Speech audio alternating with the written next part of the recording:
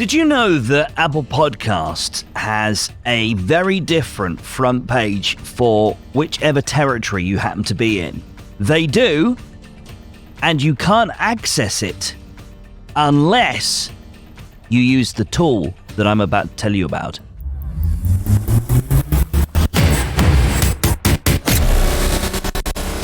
So Apple Podcasts has a different version of the app on your phone, depending on what country and region you are in. So for example, people in the UK are looking at a very different Apple Podcasts from those in the US. The trick is knowing how to get access to them because, believe it or not, even if you're using a VPN on your phone or on your desktop browser, you're still not going to be able to bypass that block, that geographical lock. They've been very clever with this. The only way of doing it is to go into your actual settings and change the country you're in the store. But of course, that would be an absolute ball ache every time you wanted to check the different version of Apple Podcasts. This is why this is good news. I'm about to tell you about a really easy workaround that I can offer you. We've cracked the code to this at Podnose Podcasting because we've had to. I had to do some research because when I started picking up clients in different parts of the world, I needed to be able to strategize their podcast within the various different Apple Podcasts regions. For example, if I submitted a podcast for New and Noteworthy to be featured by the Apple Podcasts team in the US, I wouldn't have a clue whether or not it was accepted because I'm in the UK, so I don't see the same screen that my clients in the US see. Likewise for Australia, for Germany, anywhere. Wherever they're in a different part of the world, I can't see what they see. So as you can imagine, if I didn't know how to do this, my clients might get featured in Apple Podcasts and I wouldn't be able to tell them about it. In fact, this happened quite recently. About a year ago, a podcast I work on got featured in Apple Podcasts in the US. I had no idea. It was only by chance they told me when a friend of theirs told them. I'll give you another real-world example of why this can be useful to change between the different territories within Apple Podcasts.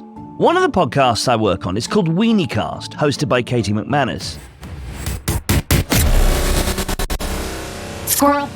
In this episode, we're going to talk about how you making less money than your clients or peers doesn't make you less deserving of your seat at the table. Squirrel. Hi, I'm Katie McManus, business strategist and money mindset coach, and welcome to the WeenieCast. Squirrel.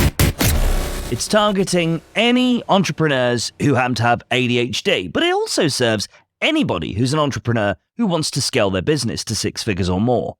In a recent episode, Katie talked about Jen Sincero, the author of the book, You Are a Badass. One of my team actually noticed that the podcast was ranking for the search term Jen Sincero based on that mention, and it stayed there for quite a while. It was ranking in the top 50 for all episodes and shows mentioning Jen Sincero. That's fantastic.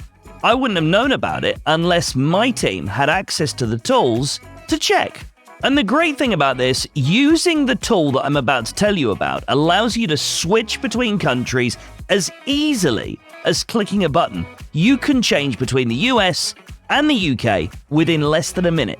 Now, I've provided you with a handy drop-down tool that you can use on my website, podmastery.co/Apple Podcasts hack. Use this to keep an eye on your search rankings within different countries, whether or not you've been getting reviews that you're not knowing about because they've been left in a different country, and even whether or not you've been featured in any categories on the homepage.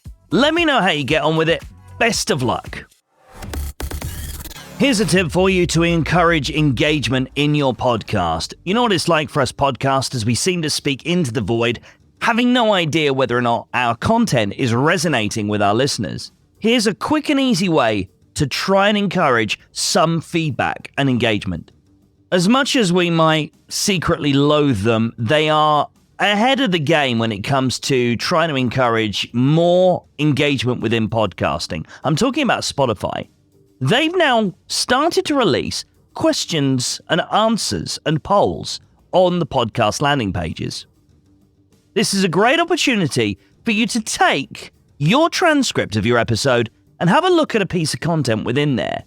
Zero in on it, and maybe use it as a bit of inspiration for you to ask a question of your audience.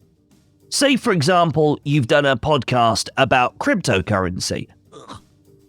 Nobody's judging you much. If within that episode you had a conversation with somebody who is an absolute crypto expert, and they talked about something specific within crypto that not many people know about, this is a great opportunity for you to ask a question around that topic to try and encourage some feedback. Maybe your listeners might tell you something like, well, kind of got it, but not really. Can you explain it in more detail? This gives you some great pointers for the kind of content that your listeners are looking for from your show. Should we talk numbers? Should we talk top ranking? Should we talk global top ranking numbers? All right, so we all know about the top 1% podcast claim that a lot of podcasters are putting on their websites that they're taking from listen notes. They're garbage. Ignore those. They do not mean anything, okay? Here are the legitimate numbers which will tell you what your global ranking is in terms of percentage points. Okay, first of all, let me tell you 7.5% of all podcasts are getting more than 5,000 downloads per episode within 30 days. 133 is the average number of downloads across all podcasts within 30 days. Here are those numbers for you to compare your show against. If you're getting more than 133 downloads per episode within the first 30 days, you're beating half of all shows before we even start. If you're getting 500 downloads for your new episode within the first 30 days, this means you're beating 70% of all podcasts, putting you in the global top 30%. 1,200 downloads within 30 days? Fantastic. That means you're in the top 20%. 3,200 downloads within 30 days puts you in the top 10%. 7,400 downloads within 30 days means that you're a top 5% podcaster. 17,000 downloads within 30 days makes you a top 2% podcaster. And if you're lucky enough to have 29,000 downloads for your new episodes within 30 days, that makes you officially a legit top 1% podcaster. Feel free to put that all over your social media, on your website, stick it in your LinkedIn headline, whack it on your Facebook page, because you are officially a top 1% podcaster, not from Listen Notes. And congratulations, you're better than the rest of us. Well, that's it for this latest episode of the Podmaster. Hope you enjoyed it. Please do follow the show if you found it useful and leave us a review in whatever your favorite podcast app of choice is. We love Apple Podcasts. But you know what? Spotify, they're starting to catch up. So by all means, leave us some comments in the new Spotify for Podcasters Q&A section. The Podmaster is a Podnose podcasting production. Find out more about us at podnose.co.uk. That's podknows.co.uk.